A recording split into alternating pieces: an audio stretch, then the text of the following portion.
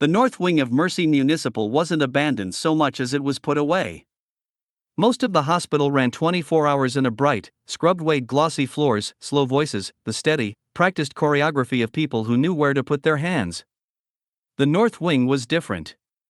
It held itself a degree colder, a degree quieter. The lights were always dimmer there, not because anyone chose dimness, but because the fixtures were old and their plastic covers had yellowed into permanent dusk. Even in the day, sunlight came through the narrow exterior windows as a tired, gray strip, as if it had other places to be. I first learned the layout from the service maps taped inside the maintenance closet doors. A building is honest in its diagrams. Every corridor is a line, every room is a square, every door is a break. It doesn't matter what the rooms were meant for when the map was printed. It only matters where they are and what connects to what. The north wing sat on the second floor and extended like a blunt finger past the newer additions. There was a central nurses' station that had been modernized once, then left alone. There were patient rooms that still had metal headwalls and rails bolted into place from decades ago. There were 2 medication alcoves, one working and one locked. There were supply closets whose doors stuck unless you lifted and pulled at the same time. And there was the service stairwell at the end, with paint worn down to primer where hands had pushed the rail over and over. On paper, it was simple. In practice, it was a place where sound didn't carry right. You could speak to someone 10 feet away and feel like your words were getting lost in the air between you, softened by the low ceiling tiles and the thick, old walls. I worked nights for facilities support. That meant I was the one you called when a sink backed up at 2 a.m. When a motion sensor light in a corridor wouldn't stop triggering, when a door alarm decided it wanted attention. Night work is a lot of small problems that don't like waiting until morning. At Mercy, it was also a lot of documentation. Every request had a code, every fix needed a timestamp, every part you replaced needed a note about why.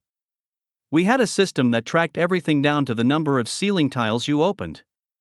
The system didn't care how you felt about it. It cared that you typed the right things in the right boxes. Mara Vale cared about the system. Mara was the night facilities coordinator. She wasn't in the union and she wasn't a supervisor in the way day shift management was. She was more like a gate. She held the keys to which problems got handled immediately and which ones got logged and pushed into the morning stack. She had a calm voice and a habit of standing slightly to the side of whatever she was looking at, like she could read the space around it. When Mara called, I listened. That night, she called at 1:18 a.m. "John," she said. "No greeting, just my name, like a line item. I need you to come up to North 2. Bring the meter." "What's going on?" "There's a room reading occupancy with no one in it." I looked at the board in our office, an old whiteboard with magnets for the active tickets. North 2 wasn't supposed to be active. Not at night. That wing was used mostly as overflow and for short-stay observation when the main floors were full. Lately, it had been quiet. "Which room?" I asked. 206. And before you ask, yes, I checked the assignment sheet. Yes, I checked the nurse call logs. It's empty. But the bed sensor keeps marking it as occupied in the system. "That happens," I said. "Sometimes the pads get it, John," she said again, and the way she said my name made the rest of my sentence feel like it would waste time. "The pad has been replaced twice this month. It is still happening." I'm standing outside the room. I pushed my chair back and grabbed my tool bag. The meter was a handheld environmental unit: temperature, humidity, particulate count, VOCs if you had the right cartridge. It wasn't fancy, but it was consistent. I clipped it to my belt. The elevator up to 2 smelled like warm plastic and disinfectant. The doors opened on the main corridor, bright and normal, where night nurses sat in rolling chairs and watched monitors with the posture of people paid to be patient. I nodded at Nurse Patel, who was doing chart checks at the station, and kept walking past the dividing doors into North 2. The dividing doors were usually held open with magnets during the day. At night, they were shut and required a badge swipe. The glass was smudged at hand height. Someone had taped a paper sign to the inside, North Wing quiet hours. The tape was curling at the corners. Beyond them, the corridor dimmed. Mara stood near the end of the hall by a cluster of old room signs. She held a clipboard in the crook of her arm and had her phone in the other hand. Her hair was pulled back tightly, like it always was, and she wore a cardigan over her work shirt despite the building being warm everywhere else. Here, the air looked like it would sting if you breathed too hard. "You brought it," she said, eyes flicking to the meter. "Always," I said. "What's the readout doing?" She turned the clipboard toward me. The printout was from the occupancy system, timestamps, room number, status toggles. 206 had been switching from vacant to occupied and back again every few minutes since 12:41 a.m. The toggles were clean, like someone was pressing a button. "It's a glitch," I said out of habit, because most things were. Mara didn't argue. She just led me down the corridor. As we walked, I noticed what I always noticed in that wing, the way the ceiling lights hummed at a lower pitch, the way the floor tiles had been waxed so many times that their patterns were blurred. A faint, sour smell floated under the usual antiseptic, like damp cardboard. It was subtle. It made the back of my throat feel dry. Room 206 was halfway down on the left. The door was shut. The placard above it was old, with the room number engraved into plastic that had gone slightly cloudy. A small, green light on the wall next to it marked the bed sensor system. It was lit. Mara nodded at it, as if we both needed to be reminded. I swiped my badge and pushed the door open. The room was dark except for the monitor glow from the hallway spilling in. There was no patient. The bed was made. The blankets were folded tight, the way housekeeping did it when they were turning over a room quickly and didn't want anyone to think it had been slept in. The little side table was empty. The chair under the window was pushed in. The bed sensor light on the wall inside the room was on. I stepped closer and put my hand on the mattress, not for any technical reason, just because that's what you do when a bed is telling you it's occupied. The mattress was cool. It felt like it had been sitting and used. There was no depression, no warmth. The room smelled wrong. Not rot, not obvious. Just like the air had been in a sealed container too long and was slightly thickened with itself. Like breath that had nowhere to go. Mara stayed near the door. She didn't like stepping into rooms unless she had to. "Do you feel it?" she asked. "Feel what?" She shifted her weight. "Like the room is working." I looked around. The wall-mounted medical panel was dark. The oxygen ports were capped. The call button dangled at the edge of the bed, its cord looped neatly. Nothing was on. But the bed sensor light stayed steady. I pulled my meter off my belt and turned it on. It chirped softly and began taking readings. Temperature, 68.2 degrees Fahrenheit. Humidity, 57%. That was higher than the hospital liked. Particulate count was normal. VOCs were low. I aimed the meter at the corner near the bathroom door, where the vent was. The humidity ticked up by 1%, then settled. "Maybe the sensor's shorting," I said. "We can disconnect it and see if it stops flipping." Mara's eyes went to the bathroom door. The bathroom door was ajar, maybe 2 inches. It had been left that way.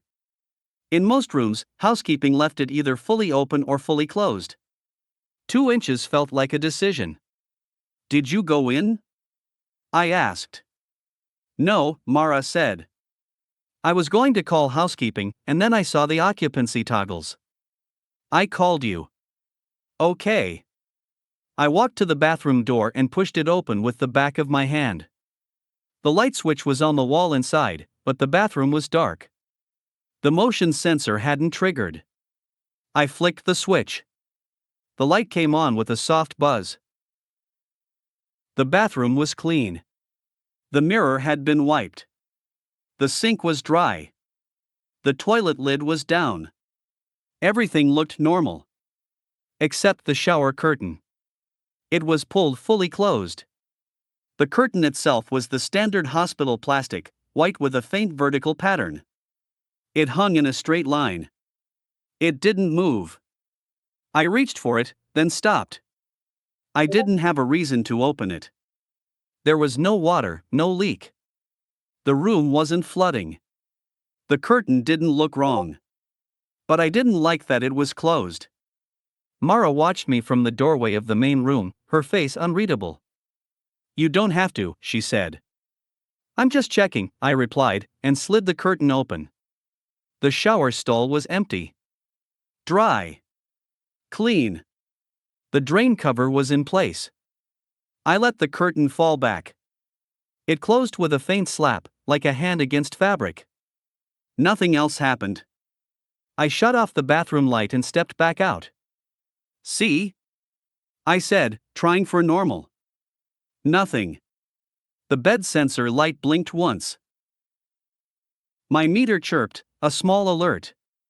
The humidity had jumped to 63% for a second and then began to drop again.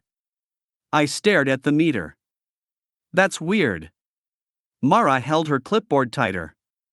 "What does that mean?" "It means the air just changed," I said.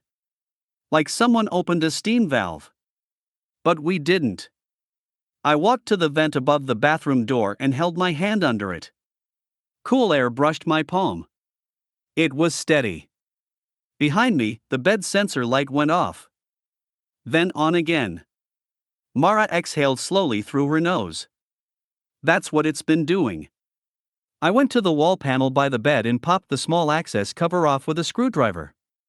The wires were neatly routed. The connections looked intact. No corrosion, no obvious moisture. I didn't touch anything for a moment. I listened. The room was quiet, but not silent. There was a faint sound like distant dripping, too soft to locate, like a memory of water in the pipes. The building had all kinds of noises. It wasn't unusual. Still, the sound sat in my attention longer than it should have. "Can you pull the log for 206? I asked Mara. "Not the occupancy toggles. The maintenance history." Mara's thumb moved on her phone. She had access to everything. She could pull a history like she was checking the weather. She frowned slightly. "It doesn't have much. Sensor replaced, twice. Bed frame serviced in October. No plumbing reports. Any cleaning notes?" Mara scrolled. "Housekeeping did a terminal clean yesterday. No issues marked." I clicked the sensor connector loose and watched the light. It stayed on. I frowned. "That's not right." I disconnected the cable completely and held it in my hand. The light stayed on, steady and green, as if nothing had changed.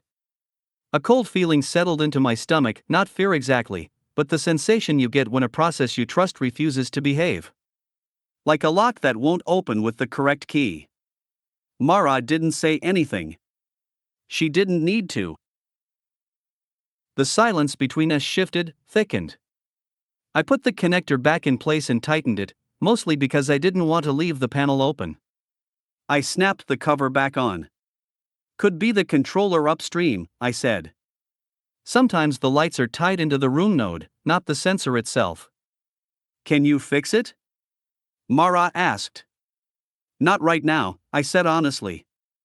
"Not in 10 minutes. I can shut the room out of the system. Mark it as out of service so it stops pinging." Mara nodded. "Do that." I stepped back into the hallway and pulled up the facilities console on my work tablet. I typed in the room number. The system showed 206 as occupied. It even listed a patient ID placeholder, no name, just a string of numbers the system used when it couldn't reconcile data. It was the kind of thing you saw when someone had been admitted and then transferred before the paperwork caught up. Except there was no admission. I marked the room out of service. The status changed to locked. The occupancy light inside the room turned off. Mara looked relieved, the way people do when a problem becomes a file rather than a feeling. "I'll put a note on the doors," she said. Housekeeping won't open it. Good. I closed the room door. The latch clicked, a clean sound. As we walked back toward the dividing doors, the corridor seemed warmer. The light hummed less, or maybe my ears had adjusted. My meter read normal now, humidity 53%. Temperature steady. Halfway to the nurse's station, Mara stopped. "What if it starts again?" she asked. "It's locked out," I said. "It can't mark occupied if the node is disabled." Mara's eyes stayed on the corridor behind us, on the closed door of 206. "It can still do whatever it was doing." I didn't have a satisfying answer. "Then we'll log it and handle it. Like anything else." Mara nodded once, like she had accepted the shape of that response even if she didn't like it. We left the wing. At 3:07 a.m., my tablet chimed with a new ticket. North 2 room 206, water on floor, no source found. The request came from Nurse Patel. I stared at it for a second, then grabbed my tool bag again. When I reached North 2, the dividing doors were open.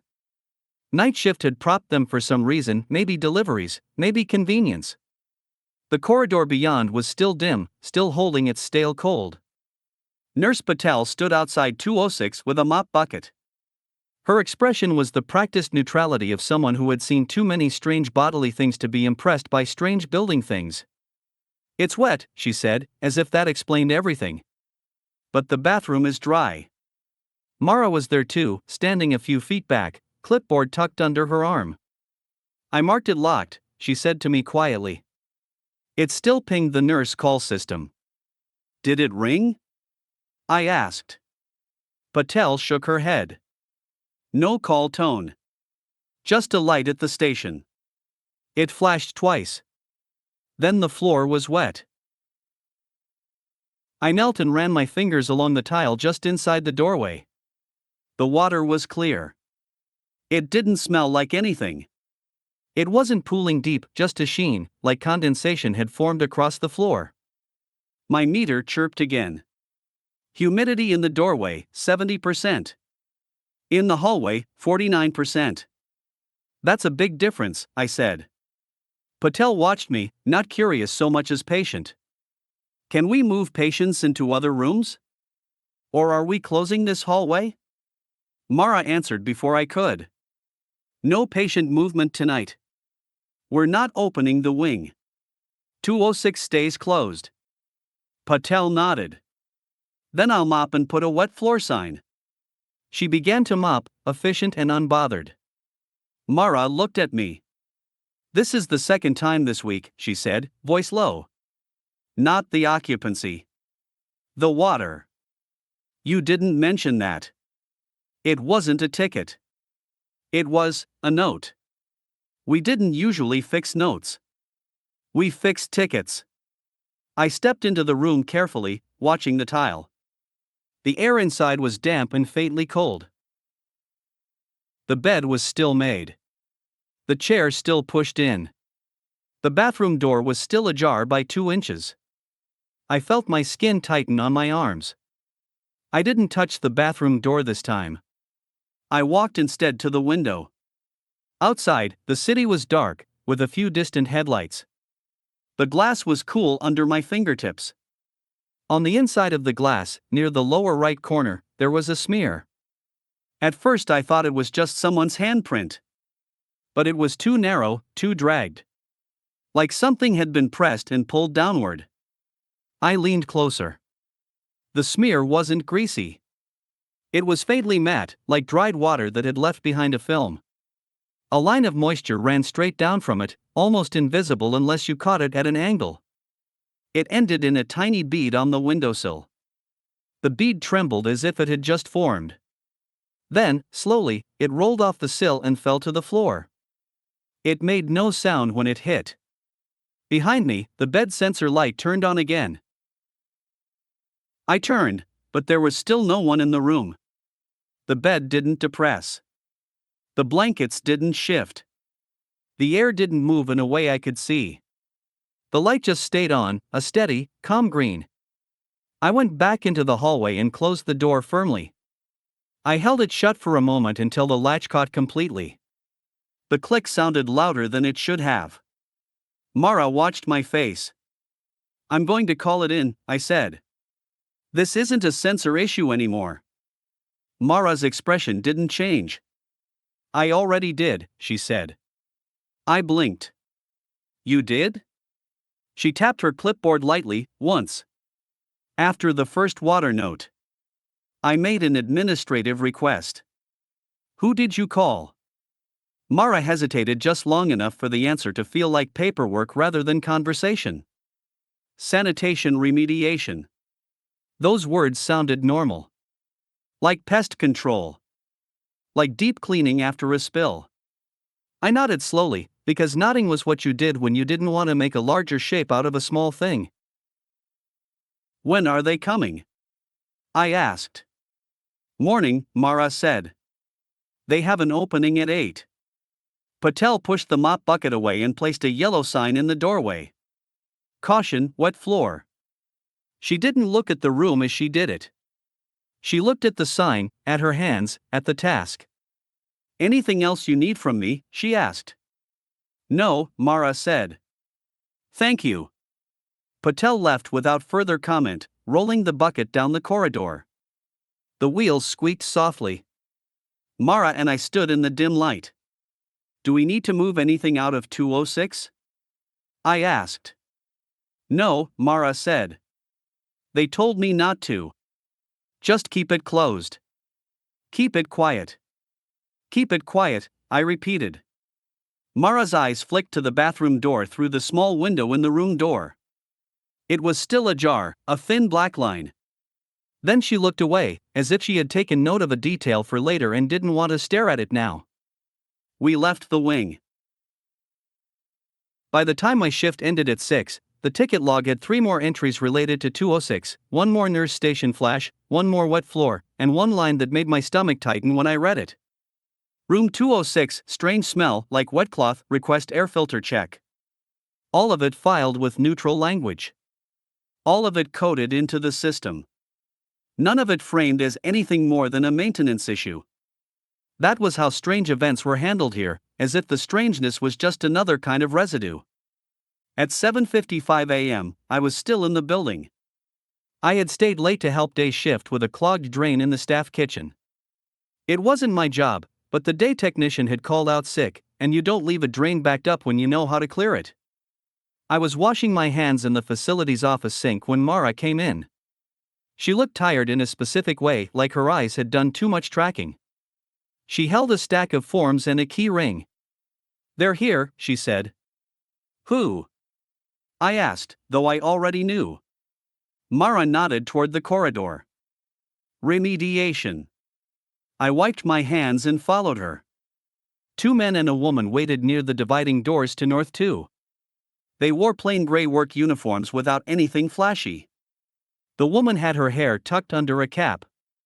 One of the men pushed a cart that held sealed cleaning supplies, coiled hoses, and a clean, standardized container about the size of a small trunk. The container was white, smooth, with recessed handles. On its side, a light blue droplet symbol sat on a white square label, crisp and simple. It looked like it belonged in a catalog. No one said anything about it. One of the men held a tablet with a work order clipped to it. When he lifted it to scan the wing doors, the header flashed briefly in the light, Good Neighbor Solutions in plain black text, administrative and unadorned. He didn't speak the name. He didn't need to. The paperwork did it for him. Mara greeted them in her comm coordinator voice and handed over a key. "Room 206, she said. "North 2. The woman nodded. "We have it." Her tone was polite, routine. Not soothing. Not curious. She spoke like someone who had done this kind of work in a lot of buildings where people wanted it done quickly and quietly. "Anything we should know?" Mara asked. The man with the tablet glanced up. "Any chemicals? Any waste? Any patient incident?" "No," Mara said. "Humidity fluctuation. Occupancy system anomaly. Water on floor with no source. Smell like wet cloth. The woman made a small note with her stylus. Okay. I watched their faces as Mara spoke. There was no visible reaction. If they had an internal checklist for occupancy anomaly, they didn't show it. They swiped through the dividing doors as if they belonged there. Mara looked at me. You can go back, she said. They don't need facilities. I didn't move. I wasn't sure why I wanted to see it, but I did. I'll stand by, I said. If a valve needs shutting or Mara held my gaze for a moment, then nodded once. Stand by. We followed at a respectful distance down the corridor. The remediation team moved with quiet efficiency. The man pushing the cart kept his wheels from squeaking by angling them just right. The other man carried a slim case that looked like instrumentation. The woman walked ahead, scanning door placards and the floor. When they reached 206, the woman paused and looked at the wet floor sign still sitting slightly off-center in front of the door. She nudged it aside with her foot, precise, not annoyed. Then she unlocked the door with a key Mara had given her and stepped in. The air that came out of the room felt cooler than the hallway. I felt it against my face like the opening of a fridge. The man with the case walked in next. He opened the case on the side table and pulled out a small sensor wand. He didn't comment. He moved it slowly through the air, like someone checking for smoke. The cart remained in the hallway. The white container with the droplet symbol stayed on it, unopened. The man with the tablet stood in the doorway and watched his screen. He frowned slightly. What? The woman asked, not turning. Humidity, he said. It's climbing. The woman didn't look surprised. She just said, close the door, and the man pushed it until it latched. We were left in the hallway with Mara, hearing only muffled movement inside. Mara's phone vibrated. She looked down, read something, then tucked it away without expression. They just disabled the room node, she said quietly, as if reading from an update. Not our system. Their equipment. Can they do that? I asked. Mara shrugged slightly. Apparently. We waited. The corridor lights hummed. Somewhere far down the building, a cart rolled over a seam in the floor and made a soft thump. A voice drifted from the main station, then faded. After several minutes, the door to 206 opened again. The first thing that came out wasn't a person. It was air, cooler, drier. It brushed my face and made my eyes sting slightly, like a sudden change in pressure. The woman stepped out. She wore thin gloves now. Her expression was the same as before, professional, neutral.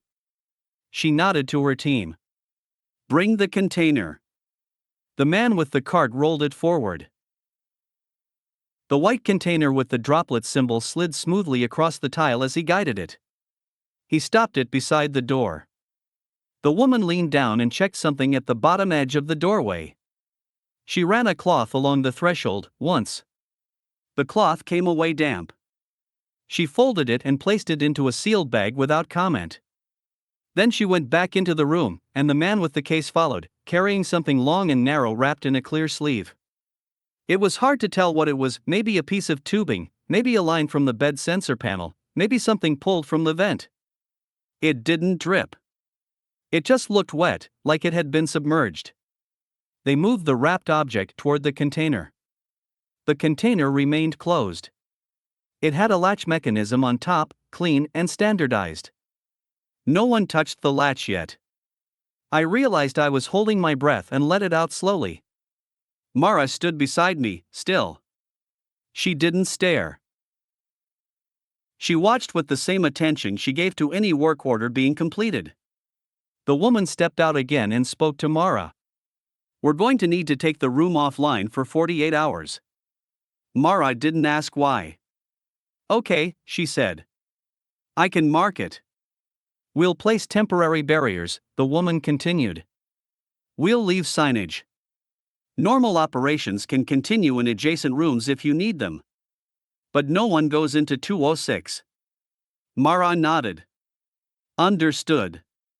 The woman's eyes flicked briefly to me, then back to Mara. Your facilities?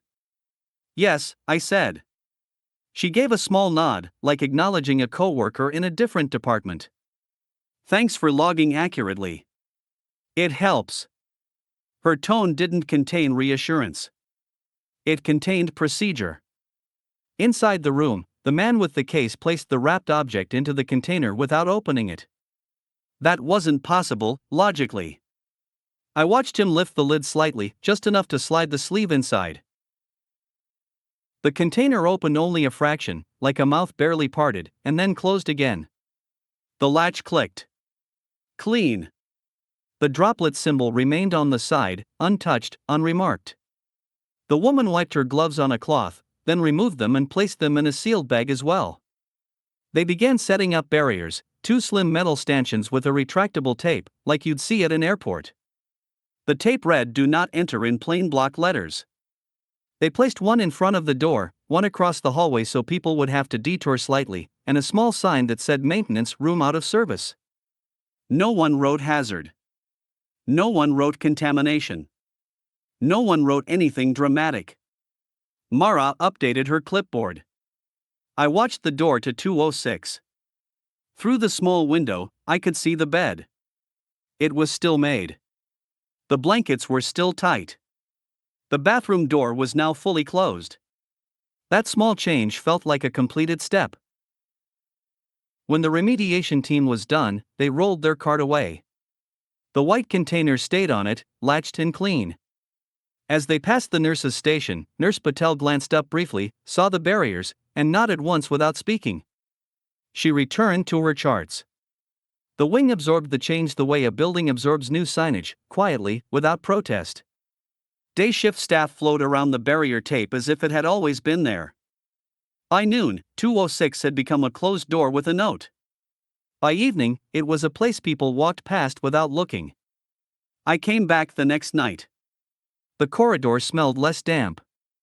The stale cold in North 2 felt thinner, like the HVAC had finally caught up to itself. Mara was at the station again, her hair pulled back, her cardigan on. She looked at me when I arrived. They took it, she said. The container? I asked. Mara nodded. Stored off-site. She said stored the way you say archived. A process word. And the room? I asked. Locked, Mara said. They'll be back tomorrow morning to finalize. Paint, filter swap, whatever they do. I nodded. Any more toggles? Mara looked at her phone. None. We let that sit between us for a moment. In the distance, a call light dinged softly. A nurse stood and walked with the calm speed of routine. Before I went back to my office, I walked down the corridor to where 206 sat behind its tape. The door looked the same as it had. The placard was the same cloudy plastic. The window was the same small rectangle. But the wet floor sign was gone. The threshold was dry. The air in front of the door didn't feel cooler anymore. I crouched and looked at the bottom edge of the door where it met the tile. There was a faint line there, almost invisible. A thin, pale trace like dried water, not enough to call a stain, just enough to show that something had once moved along that seam. I reached out with one finger and touched it. It felt like nothing. Smooth tile. Dry. I stood up and stepped back. The barrier tape hummed slightly as air moved past it. Inside the room, nothing moved that I could see. I went back to work. 2 days later, the wing doors had a new sign, Room 206, closed for renovation. The barrier tape was replaced by a solid door lockout plate. The hospital system listed the room as inactive, the way it listed any room taken offline for maintenance. The bed sensor line was gone from the occupancy dashboard. The problem had become a closed ticket. Housekeeping mopped the corridor like normal. Nurses rolled carts past without slowing. The building didn't change its rhythm. It just adjusted around a sealed square of space the way it adjusted around any closed room.